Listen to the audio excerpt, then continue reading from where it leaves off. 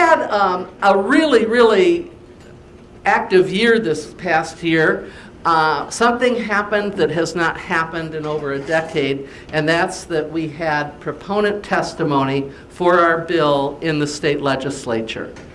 It's been a long, long time since anything has been done besides sponsor testimony, and sponsor testimony is pretty normal for most bills. And then what happened was members of the committee just ignored the bill until it died at the end of each session.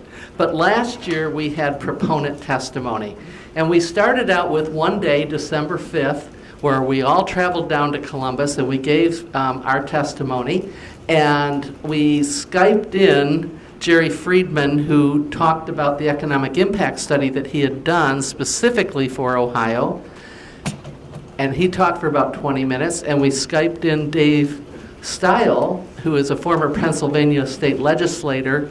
He's a Republican, and he helped write the single-payer bill in Pennsylvania.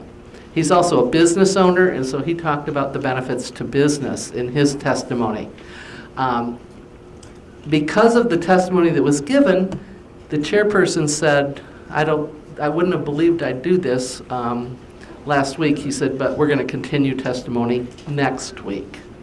And so we had a second day of testimony on December 12th. So SPAN Ohio, you have really done a great job. Give yourselves a pat on the back and a big applause.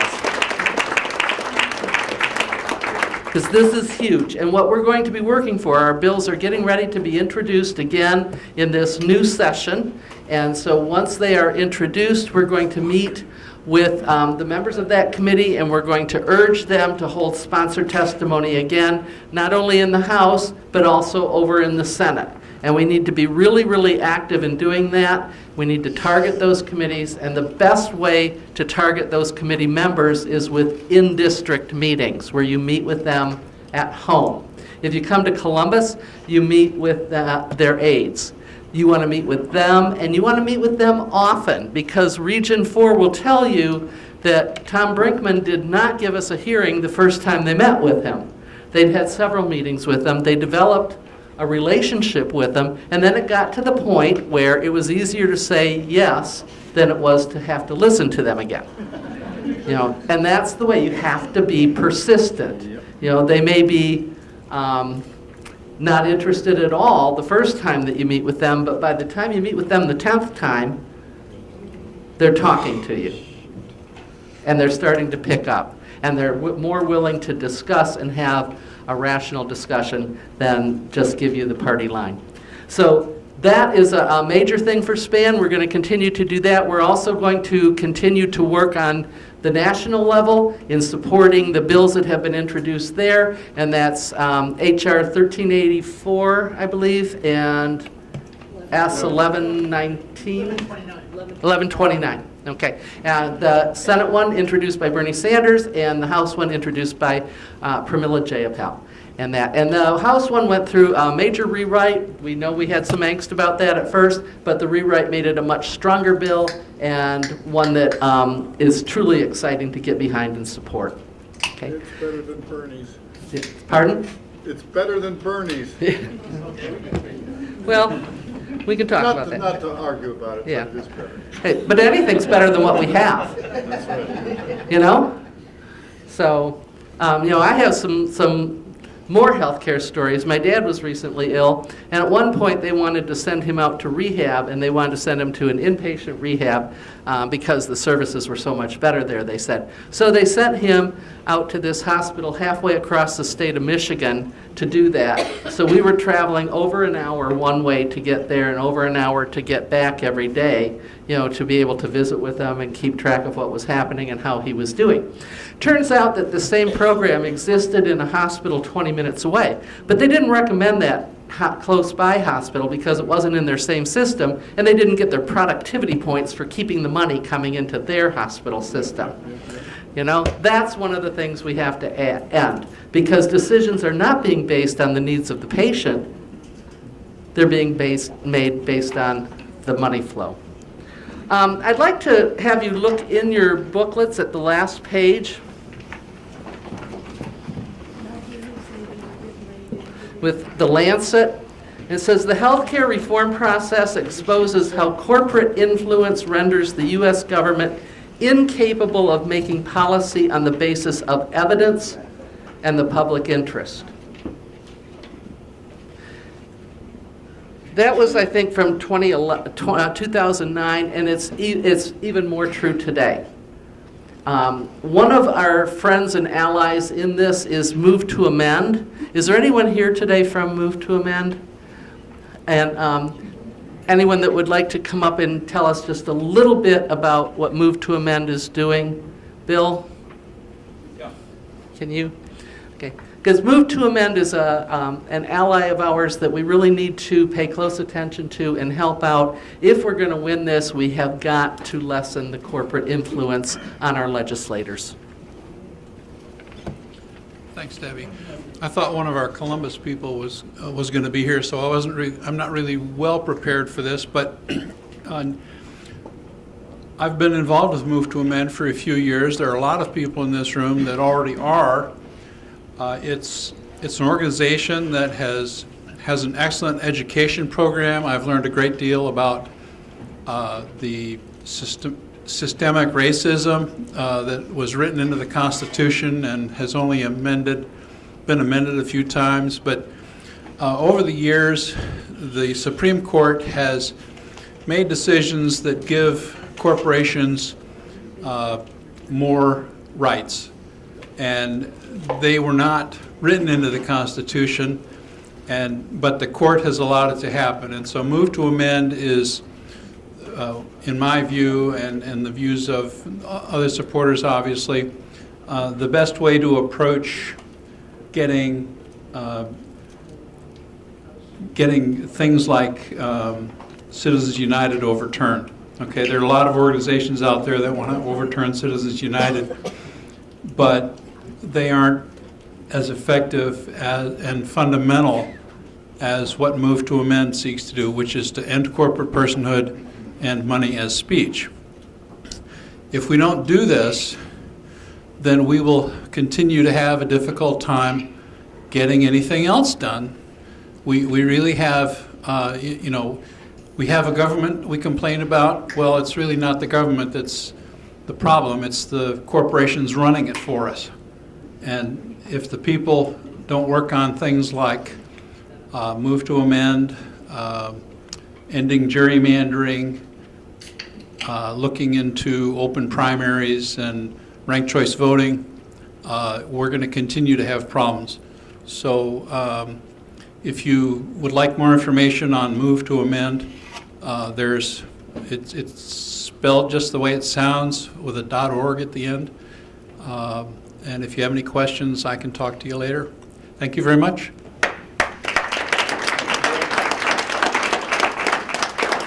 Thank you, Bill.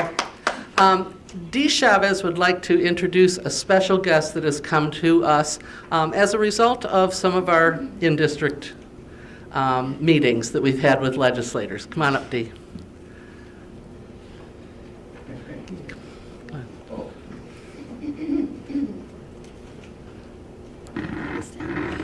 So this is Representative George Lang from Region 4.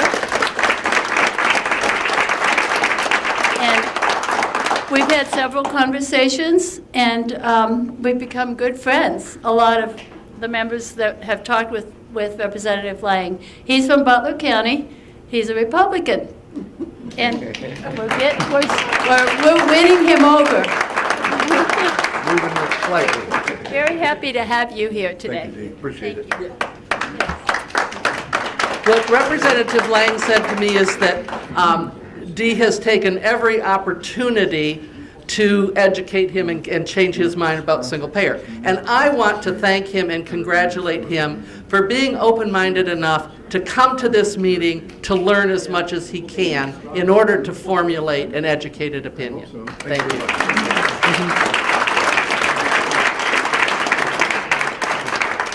Tim. And I just want to make a comment. Mr. Lang very graciously welcomed us into his office, and he's going to be a tough nut to crack. But he told us, if we're talking about children, if we're talking about people with mental illness, we have to consider what this can do for him, and he wants to help. Good. Do we have any other elected officials with us this morning? Kennedy Kent's aide is supposed to be here this afternoon. Okay, good. Representative Bernadine Kennedy Kent, she is going to be a joint sponsor in the Ohio House on our bill, along with Representative Mike Skindell. And in the Senate, it will be Senator Teresa Feder and Senator Nikki Antonio, who will be introducing the bill there. Okay. We have some people that ran for office last year and have come to learn more about single payer because they are looking at public life and public policy, and they want to learn about it. Do we have Teresa Gasper here? Right here. Anybody else who ran for office? Yes. And Beth Workman. Thank you. Okay. Now, I will say SPAN is nonpartisan. We do not support candidates or political parties. We consider it our job to work with whoever gets elected, and that doesn't matter which side of the aisle they sit on or whether they sit in the middle of the aisle. We will work with the people that are elected as our leaders and our policymakers. So, at this time, I'm going to take great pleasure in introducing our keynote speaker. I have heard him speak so many times, and every time I hear him speak, I am just, wrapped with attention. A very engaging speaker, and always with things like, oh my gosh, I never thought of it that way. And he can see all the little nuances that some of us miss and that type of thing, and put them out to us in a way that makes total sense and changes kind of the way we look at things and maybe how we do things. And so we're looking at strategy, and he is an excellent strategist. He knows the path that we need to take. He has worked at the state level on the Healthy California initiative. He has worked at the national level on Medicare for All. He was with National Nurses United, working on the Medicare for All campaign, and he's currently with the Sanders Institute, working on the Medicare for All campaign, and he is truly, truly dedicated to this issue, and with him, we're going to work and we're going to see this through, and I truly believe we will see true healthcare justice, universal healthcare, and healthcare that we can actually afford and that can keep us healthy in my lifetime. And it's because of activists like Michael Lighty.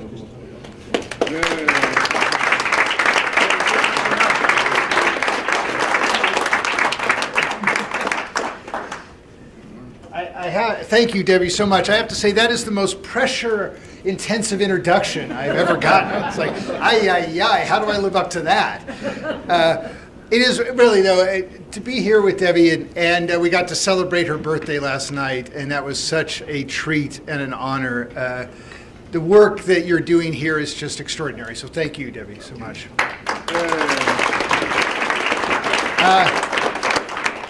I have an unusual announcement to make, but it's a question first. Can you guess in which 3 states a committee that actually has jurisdiction over health care at the state level has conducted a substantive hearing on single payer? Which 3 states this year? New York, New York? California, Nope. Pennsylvania. No, I don't think. Ohio? I know one other one. I was there. Texas. All right, so we have 2 states where the Committee on Insurance conducted substantive hearings on single payer. Those states are controlled by Republican legislators. We have a state that has a super majority. 3/4 of the legislature in California are Democrats. They don't have a single payer bill.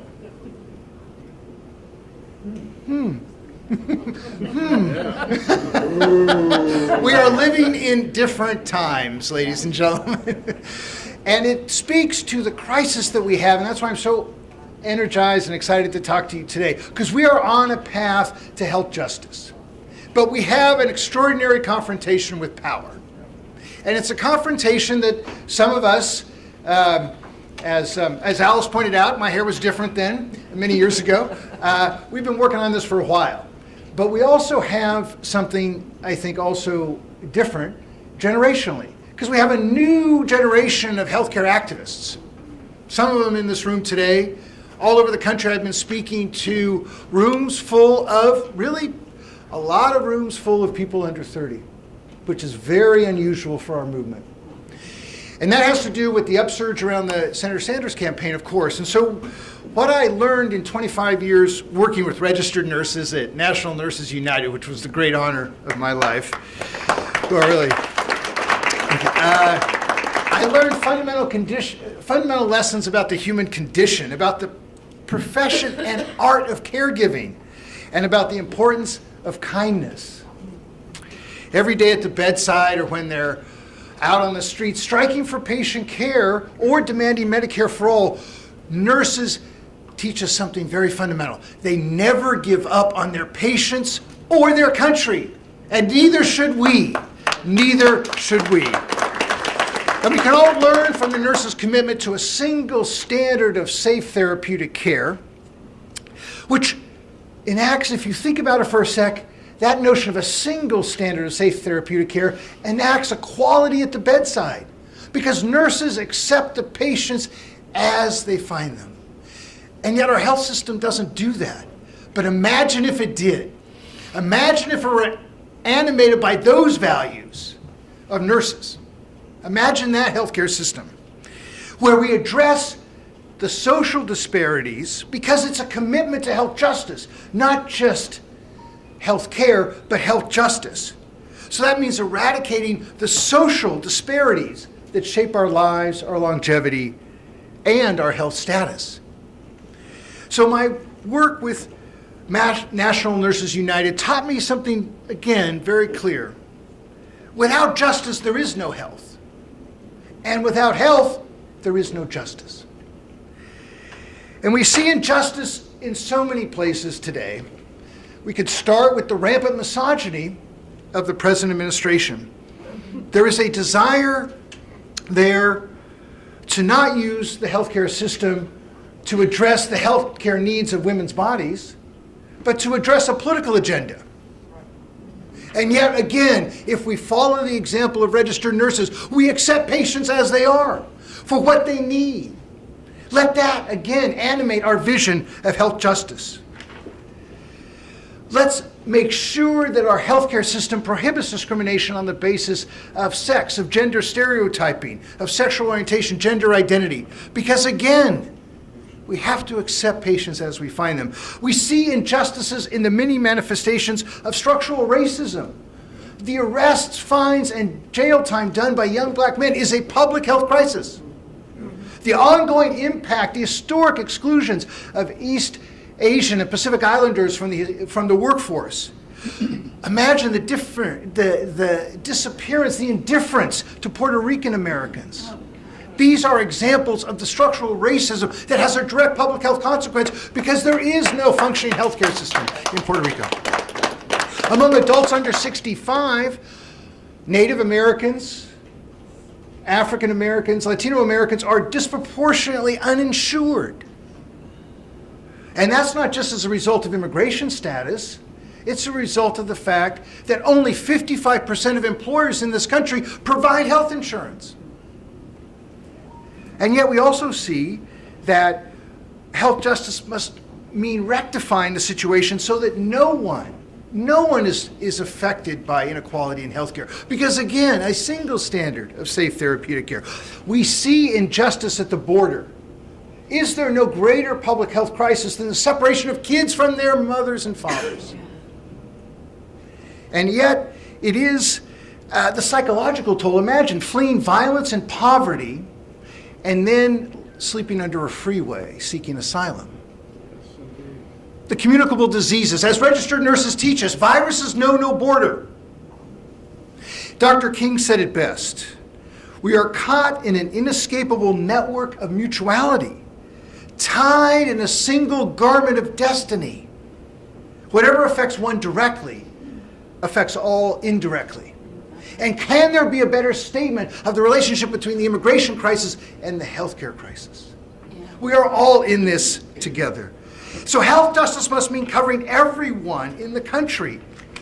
Everyone. Let's be clear that these social injustices both lead to and are reinforced by a basic injustice in healthcare.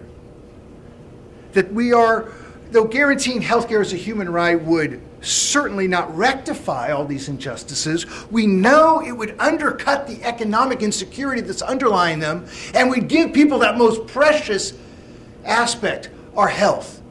And so we asked, when I spoke in front of the Texas Committee on Insurance, I asked them, without health, how can we be free? And that is, of course, what our movement is ultimately about. This is a justice movement and is a freedom movement. We are about the ability of people to live full lives, to freely choose the kind of work they want to do to the extent possible, not bound by a job because they need the health insurance, not bound to a partner because they need that insurance, even though that might be a violent relationship. Want to aspire to the dreams of entrepreneurship. Again, bound by the shackles of the commercial insurance. No, we need the freedom to go beyond, to break free from those shackles. And that is the message that is a nonpartisan message, that is a message of justice and freedom and ultimately solidarity. Because we are in one healthcare system. And yet it is completely fragmented and riven by inefficiencies and profit making and greed because of the role that private and commercial insurers play in the healthcare system. And so under a system of Medicare for all, it would be the opposite. We would take the values and holistic approach embodied in registered nurses and apply that to the whole healthcare system. Instead of an industry driven by profit and revenue, it would be a caregiving profession where clinicians are making the decisions with patients that determine our course of treatment. And not only a healthcare system that treats, but a healthcare system that prevents disease, that promotes health. Because as Debbie reminded me, the United Nations Declaration on Human Rights talks about a right to health. A right to health. Not simply health care, and certainly not access to care, because remember, access is not care. I have access to the Four Seasons. I am in the lobby of the Four Seasons. Can I stay in the Four Seasons? No, I cannot. No, I cannot. That's the American healthcare system when you have insurance and a $5,000 deductible. Yeah. Access is not care. Nor is coverage. Coverage is not care. I have coverage. I have a copay of $20. I can't go to the doctor. I'm like 29% of Americans, if I'm in that situation, who have foregone a treatment, who haven't visited the doctor, who have insurance, and they didn't do it because they couldn't afford it. Those are the insured. 30 million folks don't even have insurance. And we know that there will be thousands, possibly as many as 10,000, who will die this year for lack of health insurance. And so we do, on this path to health justice, we have a confrontation with power. Because if you look at history, it appears that those running our country have a particular distaste for universal health care. I mean, what other conclusion can we draw than the fact that every other comparable economy in the world has done it, but we haven't? And why is that? Well, there are, of course, historical reasons, but really since the post-war period in 1942, that's when the unions couldn't negotiate wage increases because of the war, they first negotiated health benefits. And those health benefits then became the basis of union organizing and collective bargaining agreements since then. That's one historical fact. The other is that the medical establishment has fought tooth and nail against this reform since the 40s. And no matter what gains we've made, social health insurance has not been one of them. And in fact, what we have really confronting now for the first time, I think, is an actual fight over the role of commercial insurance. That fight has been joined in a way that we have never seen in the history of this struggle. That's an extraordinary moment, because what it means is those who don't want to do Medicare for all have to defend the commercial insurance industry. Okay, who wants to do that? I'd like to defend Stephen Helmsley's $66 million a year salary. I'd like to defend United Health's $12 billion in profits that they made in 2 years under the ACA. I'd like to defend United Health's denial of psychiatric care to patients because, as the judge said, they were trying to save money. Yeah. Right? I don't think they want to defend that. And so what they do instead is they attack Medicare for all. Oh, it's too expensive. Oh, it's too radical. Too radical. Too radical. Every other comparable economy in the world, whether they're run by the conservatives or the social democrats, have national health care. Yeah. And too radical, 85% of Democrats support it. 70% of people support it. 52% of Republicans have said that they favor a version of Medicare for all. 52% of Republicans who earned less than $30,000 a year in 2016, according to the exit polls, supported a federal guarantee of health care. If this is a radical idea, well, so be it. It's very popular. And I don't really think, I reject the notion that Medicare for all is a far left idea. I'm sorry. I don't think that guaranteeing health care with no barriers to care is a left or right issue. And that's the principle. Can you guarantee health care with no barriers to care? That is part of health justice. And yet, we have folks who seem to want to defend the private insurance industry. The only problem, of course, when the insurance industry defends itself is they're using our money to do it. Yes, I mean, so it's a little hard to take. Yeah. Here's $1,000 United Health. Thank you for the Twitter ad, right, against Medicare for all. And yet they do have a powerful PR machine, but a failed business model. Imagine a business that depends upon tax subsidies, a mandate to purchase, and 3 lobbyists for every member of Congress. Yeah, well, I can see why they might be a little powerful in Washington, D.C. They're the biggest lobbyist, entity sector in Washington. It's the healthcare sector. So we know they have our resources to fight against us. And it's clear that they're not just going to give it to us because they profit enormously from this system. Think about it for a second. So we know that health insurance companies benefit primarily shareholders. They're very profitable, very successful, until recently for some reason. Their stock prices have gone down. Did anyone notice that? So what we also know is that political donations come from the top 1.5% of by income. We know that less than half the country owns stock, so all those stock dividends and shareholder profits are going to those same people who are making the political contributions.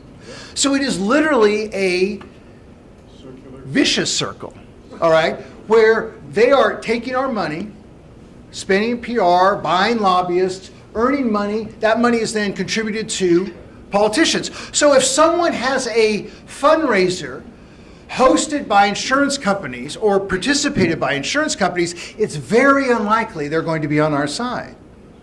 When we think about this, we have to understand that whole political dynamic in Washington. And so when the Democratic Congressional Campaign Committee chair, Sherry Bustos from New Mexico, trashes single payer, why is she doing that? because she's raising money from the healthcare industry. So this is not a subtle exercise, but it is the way that power works in our country. And so with this with this massive PR campaign, we've learned that that healthcare is too expensive, that single payer is too expensive. All right. Now, this is one of my favorite things, because I'm sure folks in this room who have been following it know about the Mercatus study, right? The Mercatus study was a study funded by the Koch brothers. And it found that, depending on other offsets, that you can actually overall spend $2 trillion less by going to Medicare for all than the present system. And this is the Koch brothers. $2 trillion less over 10 years.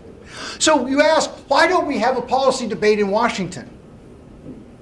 Because single payer will win. We have won the policy debate. That's why we're in this political fight. If the Koch brothers fund a study that says we're going to save $2 trillion under Medicare for all, right, then you're going to have to understand the economics of this issue in a very different way. The business initiative for single payer, led by Richard Masters and organizing the business community, is not doing that out of some ideological radicalism. I've met Richard. They are doing that because he cannot afford health insurance for his employees. It's that simple, honestly. And so when we talk about too expensive, you get crazy. You start throwing out, like, literally the chair of the Democratic Congressional Campaign Committee said it was a scary number. Well, unfortunately, Congresswoman, the number of the present system is bigger, so scarier. So our number is somewhere around 30 to 32 trillion. The present system number is upwards of 35 trillion over 10 years. So we're not in an economics debate. Then you say, well, what kind of debate are we in? Well, we're in a debate, ultimately, over how we pay for healthcare and who takes the hit. That's the debate we're in. How do we pay for healthcare and who takes the hit? Our theory of the case is that those who have created the problem should take the hit. That the commercial insurers have essentially have a failed business model that depends upon denial of care, tax subsidies, mandated purchase, and huge lobbying in order to maintain its profit model that cannot deliver quality care to everybody in this country. That's proven. We know that. So then that's the debate we're in. There are three ways to pay for health care. You can pay directly as an individual, which, believe it or not, lots of people in the world do. You can subsidize the purchase of some kind of insurance then that pays providers, or the government can pay the providers directly. Those are the alternatives. So the question is, for those defenders of United Health, why are we subsidizing their profits and executive salaries when they deny us care and rip us off and kill us? Why?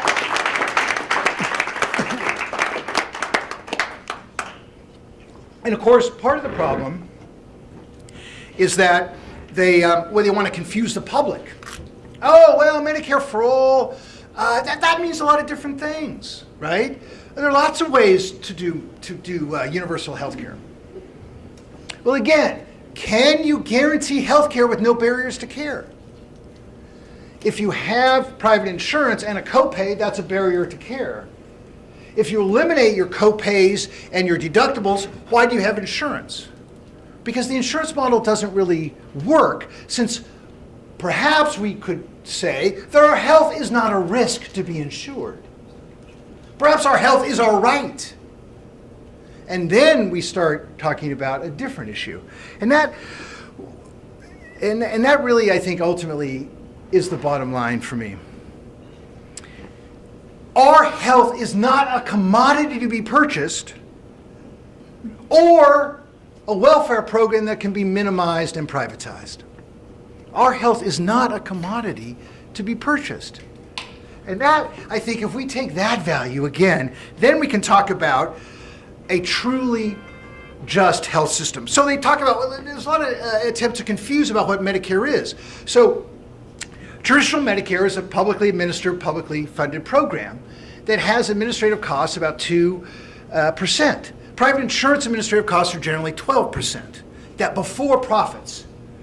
And so there's a fundamental difference there on efficiency. It's easier, of course, if you pay providers directly, it's more efficient than if you subsidize the purchase by using a middleman, which is what insurance is. So that's simple.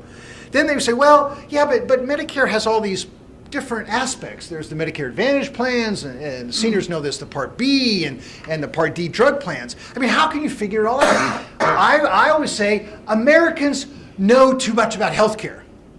Because we need to know stupid stuff.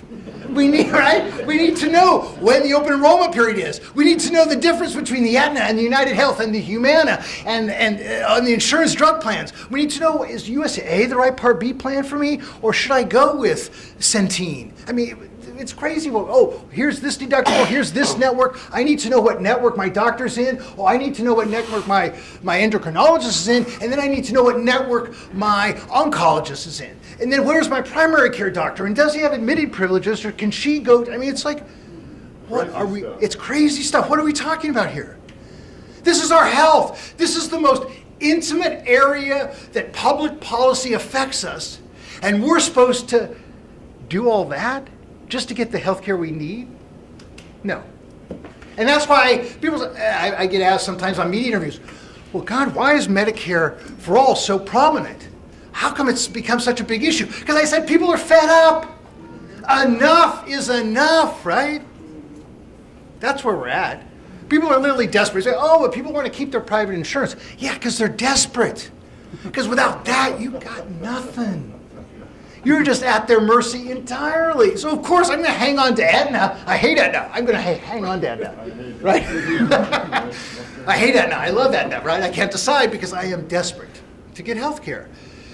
But when you ask people in the polls, hey, do you want to eliminate co-pays, deductibles, and insurance premiums? Yeah, I kind of do. And then, all of a sudden, the answer to the first question, oh, do you want to eliminate private insurance, looks different.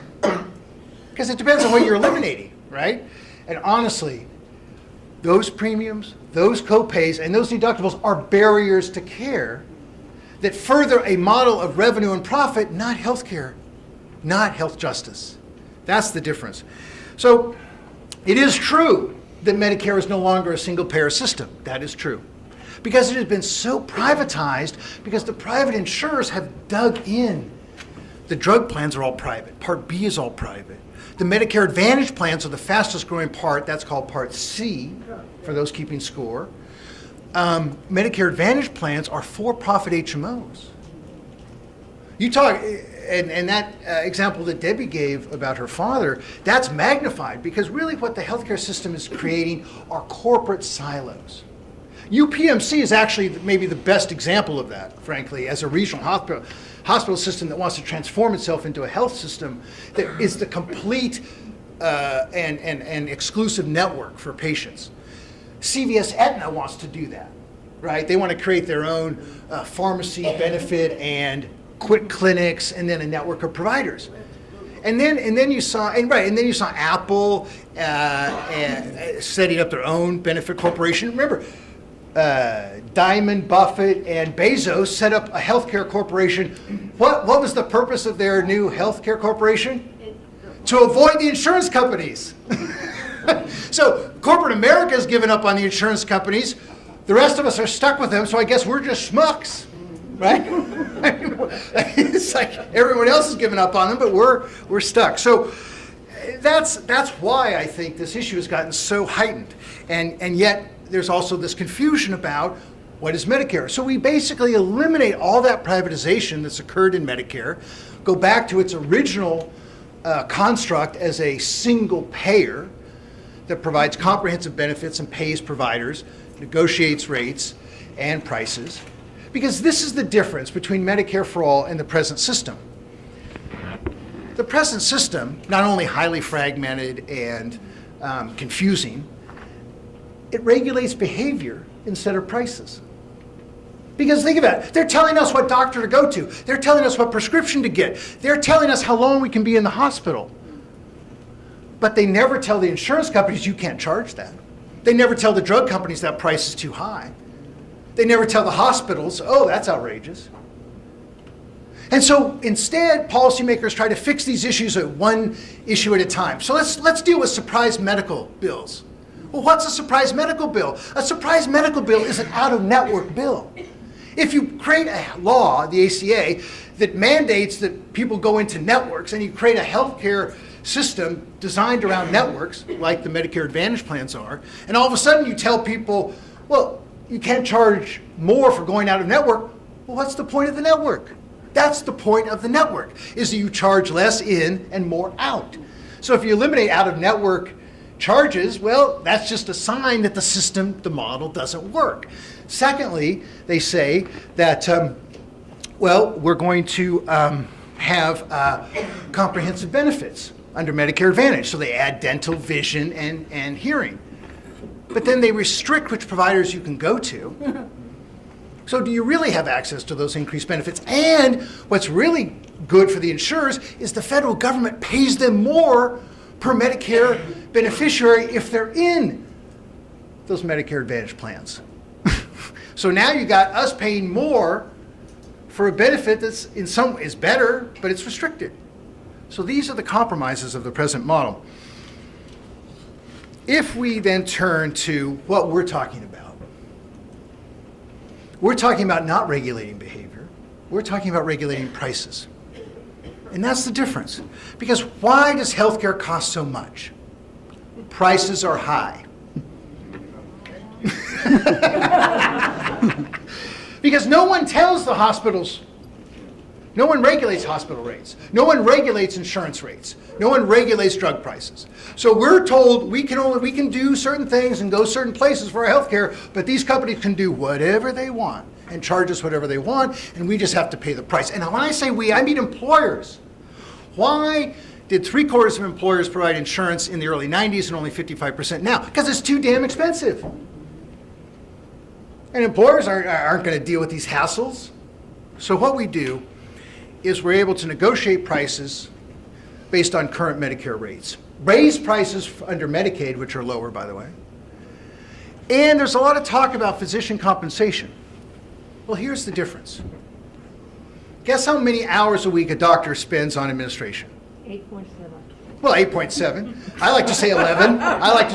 But Alice says 8.7. Very good. I knew she would know. Imagine if you didn't have 300 insurance companies to deal with, right, and you had one payer. You wouldn't spend 8.7 hours or 11 on administration. You would have time for clinical work. Okay, so your hourly rate's less, but you have more clinical hours. Your income maintains.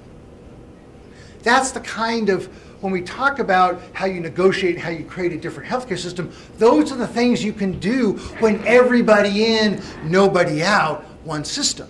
Because then you have the economies of scale, and you have the ability to find outliers and understand quality and understand effective treatment and understand the unique conditions of patients in a system where you can actually treat the individual patient because you save money in how you finance healthcare. That's the difference. But how do we get there then? Because that really is our question. If we're not in a policy fight, except when the Democrats are trying to scare us with the big number, when we're not in the policy fight, we're in this political fight. And you can see what's extraordinary is we wanted Medicare for All to be kind of a key issue in 2020. Well, I think we're getting there. Don't you think, Ray? I think we're getting there. And it is amazing how Medicare for All has defined this political dynamic. And that's a very good thing. That's a very good thing. Because this is going to take a mass movement. We are not going to win this. We are not going to win this just by lobbying members of Congress. We're not going to win this just by organizing in our local areas. We're not just going to win this by organizing in Ohio, or Texas, California, New York, or storming the halls of Congress, demonstrating in front of pharma. We have to do all of that to win it. We have to do all of that to win. And specifically, we need this mass action in order to force those who don't support Medicare for All to defend the commercial insurance companies. We need a corporate campaign that exposes their business model for the failure and murderous approach it is. And that corporate campaign can animate what we do as a movement. And it's not just action. It's also the message. It's also the narrative that we want to tell, the story that we want to tell about healthcare. Because I know that the other side often throws out the rhetoric. You ever hear this? Choice, competition, and innovation. Well, next time you hear those words, grab your wallet, because they're coming for your money. Because when they say choice, they mean choose me. When they say competition, what? Most counties in the country have 1 or 2 insurance companies on the exchange. When they say innovation, what they mean are profit. Because the kind of innovation that currently goes on in the healthcare system are those that make money. Why do we not have productions of vaccines in some cases? Not profitable. But the latest specialty drug is marketed and promoted. Those are the dynamics in the healthcare system that we can eliminate if we understand how it actually operates. What I would say in terms of this the decades-long fight that we're in is that we have a very simple demand. We have a very simple demand. People get the healthcare they need when they need it. And people get the healthcare they need when they need it. And we have to ask ourselves, why is that so hard? Why is that so hard that we can't get the healthcare we need when we need it? And our demand really, in part because there are some in this country who resent that others get a better deal, they think, right? Oh, you're getting a subsidy and I'm still here and I can't get the healthcare I need, but you're getting what you need because I'm helping you. Who's helping me? And that resentment, I think, has to be addressed head on. And that's why we say guaranteed healthcare for all, not for some. Let's go directly at that the middle income worker who can't afford the health insurance for their family, but sees us trying to expand Medicaid. No, we got to do both. We've got to address the economic insecurity and reality of that middle income worker. At the same time, we say, of course, everyone deserves health care. And if we take it out of the frame of government versus, government bad versus government good, then we start understanding it as an issue of human kindness, of the solidarity of what we have in common. So when we talk about kindness, it is both the expression that registered nurses often do at the bedside, but it's also a reflection that we are of a kind, that we are a humankind. And that let us get in touch with the humanity that binds us and understand that vision, that solidarity can be a part of our narrative that will win over people who may resent the present system. That we can develop that sense of solidarity to overcome that resentment. And then when we talk about those values, health justice, freedom, solidarity, then we're talking about how the healthcare system can animate a different vision of society. Other countries have experienced this. Why is Canadian Medicare so popular? Because it represents a sense of what Canada is about. It represents a social solidarity. They are still riven by similar problems of economic insecurity and so forth, racism, but yet they still have a sense of togetherness, of kindness because of their national healthcare system. So let us understand that Medicare for All can animate an alternative vision of an equitable and just society. It is not only a policy issue, it is not only a political fight, but it actually represents an alternative vision of what our country can be.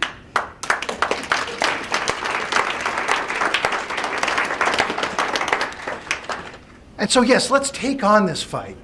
Let's expose the commercial insurers. And let's win over the skeptics. Let's replace the politicians who aren't with us. But let's also remember that we share a common vision, that we share a common commitment to human freedom, and that ultimately we share a commitment to a just society that reflects justice and equality for all. Thank you very much.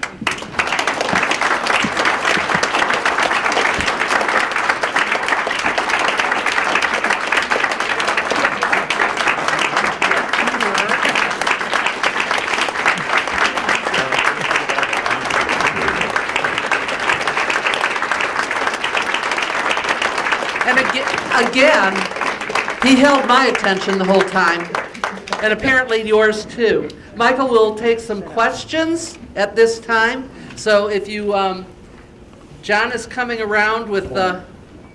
1, 2. John is coming around, and we've got 1, 2 right there. Take a stat, Jeff. 3. Okay, we'll do 1, 2, 3, and then I'll call for more.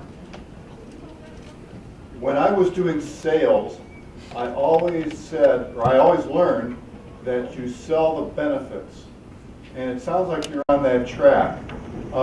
Could you share a little about how the benefits of Medicare for All cut across all sorts of lines? Yeah, that's a really good point. I should talk some more about that. I actually think that the people who get the best deal under Medicare for All are probably seniors, because the estimate is that by 2030, 43% of seniors will spend 20% of their income on health care. The whole point of Medicare was to make sure that seniors are not impoverished by our health care needs. And Medicare doesn't necessarily serve that purpose, and Medicare for All would restore it. So that's the comprehensive benefits I talked about before. In the debate over the role of private insurance, it speaks directly to this question, because the issue is, how much of the Medicare for All system does it cover? Is it comprehensive benefits? And the more comprehensive benefits there are, the more ability to control costs, because you have everybody, paying everything through one system. So if you carve out a piece for the private insurers, they're going to use that as, again, a revenue profit center. So one of the key benefits of Medicare for All is having comprehensive coverage, so that dental. How many people can easily get dental coverage in this state? Is that an easy thing to get in Ohio? Dental coverage for really? No, it's not. It's very difficult. We include dental. True mental health parity. No, it's come on, we know there's a law that says you have to have mental health parity, but we also know if we actually try to get weekly therapy, how difficult that is. You can get a drug, and United Health will stabilize you when you're psychotic, but they will not treat your disease, right? So mental health benefits are a key part of this. Vision, obviously, for seniors, and hearing, as we mentioned. And then all your acute care, your primary care, your hospitalization, and your prescription drugs, most importantly, because they're such a huge part of it. So I think, if that answers your question, I think. SPAN, as you saw in our program, this is our 16th annual meeting. I came into SPAN probably about that time. The people who put the Ohio health care bill together, I'm talking about Jerry Gordon, the late Jerry Gordon, who was an attorney for the Food and Commercial Workers Union. Bob Smitty, who had been a labor organizer in Chicago, but he was a potter and a small businessman in southeast of Ohio. They got the California bill, we're talking about 18 years? Yeah, the Q bill. They got the California and the Oregon bills and started with them. Now there's a unique aspect of our bill in that our plan, if it got enacted, would be integrated with the Ohio Healthcare, the Ohio Department of Health. But nevertheless, it's our belief that we're not going to get it nationally until we get it in a state or two. In the 1930s, Supreme Court Justice Louis Brandeis said the states are the laboratories of democracy. You have to be able to show politicians that embracing it is not political suicide, and you have to show it'll save money. I guarantee you it'll save money. So the issue, and I think we need to be talking about that, and I read your article in Common Dreams recently, we need to be making the point that it has to start first and start. If you look at the Securities Exchange, Food and Drug, EPA, many institutions that we take for granted today started first in states. So I think to say that publicly supports the states that are, because there are about 20 states working on it now. We're not the only one, of course. So anyway, I just want to put that on the table because that's why we're here. Exactly. No, I worked with Jerry and Bob during that time, and I have done a lot of work on single payer in California over the years.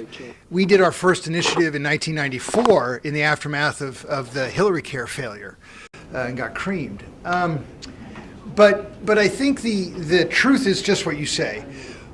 The reason we were pushing California single payer is that we knew, yes, there were going to be federal waivers required. But it's a political fight. If you can win single payer in the largest state in the country, that is an enormous political victory. We are not, and I am sympathetic to the policy arguments, you're not going to create a pure single payer system at the state level. That doesn't matter to me, because you can create, a single pipe and pay all providers through one entity. Absolutely, right? On the revenue side, it's more tricky, but you can definitely do it on the payment side. So yeah, this is a great reform. What we're trying to do in California, and I think we ought to do it elsewhere, is create what I like to call shovel-ready state single payer. Remember how much we heard about the stimulus shovel-ready projects? Well, we're going to have shovel-ready single payer for the next administration that actually has the courage to guarantee health care for all Americans. And we start with, okay, let's get a shovel ready in New York, let's get a shovel ready in Ohio, in Texas, California. Yes, absolutely. But it is ultimately a political fight.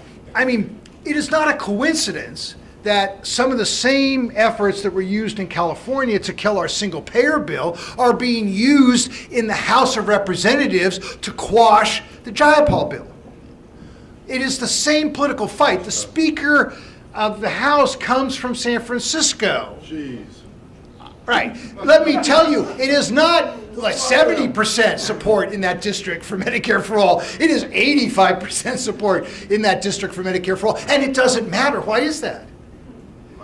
She's not representing your constituents, right? And so, yeah, we have to, so if we win it in California, well, that would be kind of tough for the Speaker of the House from California to say, yeah, it was great for my state, but don't do it for the rest of the country. It doesn't work. So I agree. It's a political fight at the state level. Let's wage it.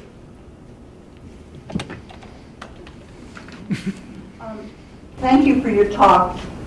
It was very helpful to me in the work that I'm doing. I really appreciate it. You said we need mass action that exposes the failure of corporate business models. Of the health insurance business model. That's right. Can you tell me, I agree with that. Right. Can you tell me where I can go online, written materials, books, whatever, where I can find specific information that I can use in that effort? Well, the PNHB.org website has the best stuff on the insurance industry, as well as healthcarenow.org. PNHB.org has just, it's just, John can tell you about it, it's just an incredible resource. Healthcarenow.org is the grassroots activist organization. They've compiled quite a bit of information on the health insurance industry and stories too. What's interesting about that issue is that when I was at the Texas Committee on Insurance in the Texas House, prior to our bill being heard, we heard a bill about women who were in the process of fertility treatments and got diagnosed with cancer, and then the insurance company said, well, we're not going to pay for your fertility preservation anymore. Right. Then we heard from a public health doc who had patients who were on HIV meds, changed insurance companies and had to start over and get pre-authorizations for existing meds. And so you can, and therefore creating HIV-resistant infections. So you can get those kind of patient stories as well, I think are very helpful. Hey, Rachel. Hi. I'm Rachel Begolia. Michael, so lots of people are very concerned about the political moment and how Medicare for All fits into that and what's going to happen in 2020. You can't get away from that. And so maybe say a few words about how you address that. How does this fit in to how people see our ability to make sure Trumpism does not prevail in that election? I think it goes to it's such a great question, Rachel, and really it's such an important discussion because it goes to the heart of how we see this moment, right? Because if we think that we can just run essentially an anti-Trump campaign, right? It was like, look what he did to the ACA. Look what he's doing to healthcare. Look how we can expand Medicaid. Look at all the barriers that the president administration puts forward. I don't think that's enough. I think we actually have to have an alternative for what we envision, right? Because I know there are many. There are many Republicans who are offended by the president. And yet, there's a set of policies that his administration is enacting that they're supportive of. So we're going to have to address that because there are people who are going to vote for him who don't like him. So if you basically run a campaign just against him, I don't think it's going to work. And then I think also on the specific healthcare question, the Affordable Care Act was popular only when it was threatened. It's not inherently popular as a solution to the healthcare crisis. And so there's a lot of, this is one of my favorite things. You heard the presidential candidates, some of them are considered pragmatists, right? And some of them are considered idealists. So Bernie Sanders is an idealist and Senator Klobuchar is a pragmatist. But when it comes to healthcare, which of their plans actually solves the problem? Because I haven't taken philosophy for a while, but isn't a pragmatist someone who solves the problem, right? So that's the other frame that I think is in play is who is a pragmatist? Is someone going to appeal to the Midwest as a pragmatic, can-do senator who's going to reach across the aisle and get things done? Or are we actually going to elect someone who those voters can relate to and has a plan to actually solve the problems that they face, as opposed to just reaching across the aisle and doing something? Because I always say bipartisanship only matters if the result is something we want. Exactly. If it's just bipartisan for bipartisan, who cares? So I think that Medicare for All represents as I said, an alternative vision for what we think the country can be about. And I think that's why it can reach people on a nonpartisan basis. I also think, though, that if we don't address this resentment that I spoke to, and promoting the ACA doesn't, because that's just a scheme where people think some people are getting a better deal than me. Yep. If we don't address that, then we're also not going to win the issue. And I think that's very much in play in this politics. I think the politics of resentment drive tons. And you all know how. It's not just about covering the uninsured. It's something for all of us. Exactly. It has to be. It can't just be about the uninsured, Rachel. It can't anymore, right? And I think that's the difference. Thank you, Michael, for being here and for your years of dedication to. I'm Michael Crown. I'm Tom Witch, City Council. I wanted to bring up a question about. We have the opioid crisis in the middle states. I'm sure they're on coast too, and now that it's affecting, white people. Let's be honest about it. They're concerned. When it was crack, and in the black communities, nobody really cared, right? But now, but can you address possibly how, since the opioid crisis is an example of the failure for health insurance model and how a single payer system could better address concerns like that that are, going across working class middle America. Thank you. Yeah, thank you, Michael. I really appreciate that. It's an interesting question, and I don't think it's been explored enough. All these folks who are getting those opioid prescriptions, the insurance companies must be paying for a chunk of those, right? Yep. They keep a percentage of whatever is spent, Michael, they don't Thank care. you, John. That's right, exactly where I was going. Because it strikes me that the insurers are kind of complicit in that as well, because if you're getting those, these are these are not subtle, like, prescriptions. These are, voluminous. And the insurers could clearly know what was going on. So I think that there's a couple of differences. One is that the opioid crisis is ultimately a reflection of diseases of despair. And it's also a reflection of the fact that many workers who do physical labor, by the time they're in their 50s, can't go to work without a painkiller because the job is so demanding.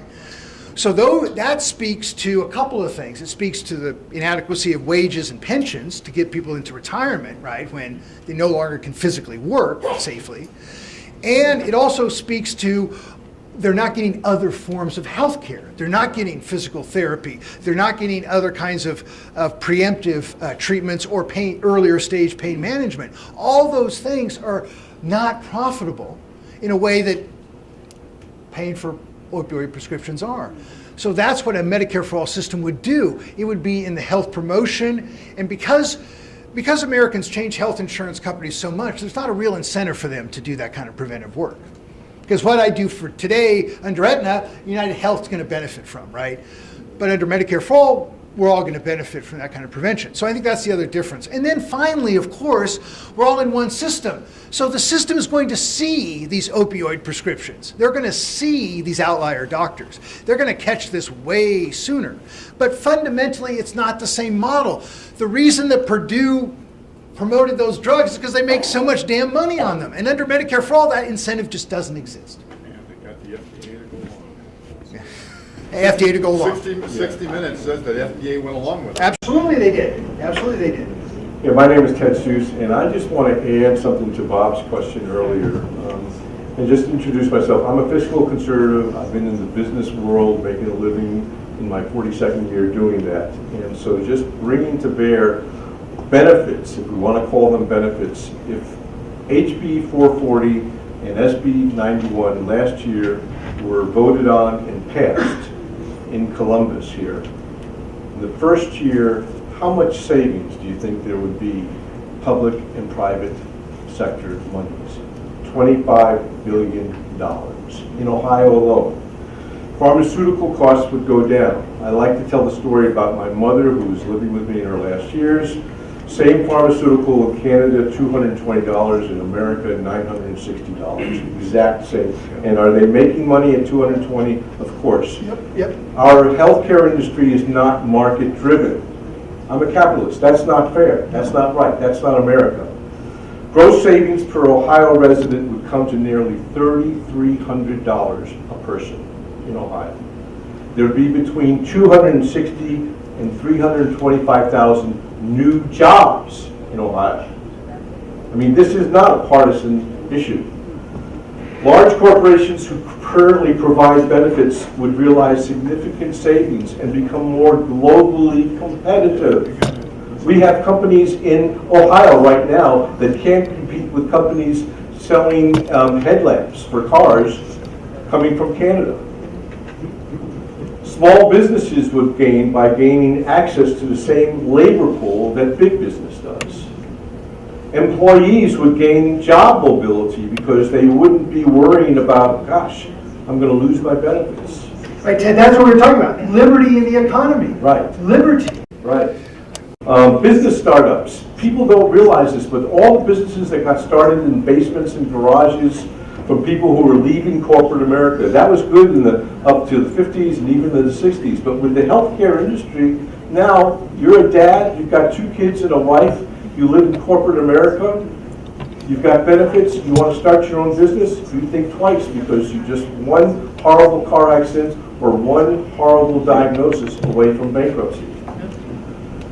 So the last one, doctors spend so much money on billing. $84,000 a year, the average doctor in Ohio. They would see $70,000 drop into their pocket. Not just more time to take care of their people. So to call this a liberal issue, absolutely not. To call this left, absolutely not. That's propaganda. The reality is that if we want to really look at healthcare and the impact that it has on our economy, it's huge and it's hurtful. And again, that's because we've got a government that's broken because it's fixed. It's was there a question in there somewhere, Ted? I'll take the question. I'll take the question, John. All true. Is there anything wrong with what Ted said? Right, no, what I would say is, and so Ted says, well, is that true at the federal level as well? Yes, it is, Ted. It is true at the federal level. We can say, if we do that federally, we can also save comparable kinds of money. We estimated that the average family, speaking of benefits, right? So if you're a middle income, and this is a middle income family, or $62,000 a year, family of four, they currently pay about 10 grand a year for health care. In terms of the premiums and out-of-pocket costs, 10 grand a year, $62,000 family of four. Under Senator Sanders' bill or Rep. Jayapal's bill, they would pay about 900. 10,000 versus 900. Businesses, small businesses who do provide insurance spend about, on average, 22% of payroll for health benefits. Yep. Under some of these proposals, we exempt small businesses from any taxes. They'd pay nothing. Workers, in general, are paying for a lot of the cost shifts, right, that go on because of the premium increases and the raising deductibles to keep the premiums low. All those go away. I thought the number one issue, really, that you raised was just that the business owners wouldn't have to deal with all this hassle to try to administer health benefits. And it's every year. Which is a huge burden. The notion, remember we hear in the press, oh, we can't get rid of employer plans. Well, do you know that 30% of employers change plans every year? So in the course of a few years, most people will have changed their health care plan. You know that 60 million workers a year separate from employment and therefore have to change their health insurance? 60 million a year. This is, I would totally agree with Ted, this is a fiscally conservative reform. Because it ends fragmentation, it is more efficient use of taxpayer dollars because our taxes are subsidizing the denial of care and the profits and revenues that add no value to business or to our lives. That's what I would argue. Oh, and then we're going to go on to one more question right there. Okay. This is Fred the... Pastor. Oh, sorry. Yeah, Fred Pastor. First of all, I want to thank you so much for your comprehensive yet succinct presentation. I've never had the privilege or the honor of listening to you before, but now I know why your feet are soaking wet, because professionally I believe you walk on water. This is sweet, thank you. That's my perception of reality. Here's my question, though. My understanding is that the U.S. congressmen and the senators in Washington have outstanding, comprehensive, fully accessible health care. So at the intersection of their health care and those who, through lobbying and everything, defend the present system, is there any way that we as an organization can be more, have more specificity in emphasizing the fact that what they've got, we want some of that, or the equivalent, because it seems very shameful. Yeah, I don't actually think that's the case. That my understanding, when I talk to members of Congress, what they tell me is that they are part of the Federal Employees Health Program, which has an exchange just like the ACA. And they have to go on that exchange on a computer and choose a health plan. And they still, and they may actually have a copay. I know they have copays and deductibles. So I think it might be better than some, but I don't think it's better than average. But I do want to take this opportunity, though, to say it is unconscionable that Sherrod Brown is not a co-sponsor of S 1129. All right. So the eyes of the country are going to be on Ohio, as you know, as they always are. And Sherrod Brown cannot believe that there is a better alternative to Medicare for all, to guarantee health care with no barriers to care, right? And so it's imperative that someone who promised to co-sponsor Senator Sanders' bill after he was reelected do so. Because we have to set the table in Ohio. We have to set the table that this state will not settle for anything other than guaranteed health care with no barriers to care. That should be the position of both senators. That should be the position of every representative regardless of party. And if you don't want that, then tell us what barriers to care are okay and why the insurance companies work. Because for us, no barriers are okay. Guaranteed health care or bust. Thank you.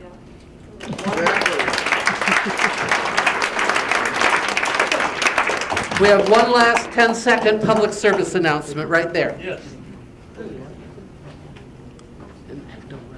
I'd like to reinforce what you said about togetherness and kindness in Canada, because I lived for about 5 years in Canada with my wife and 2 sons on a project, and the peace of mind in my neighborhood was incredible. Thank you.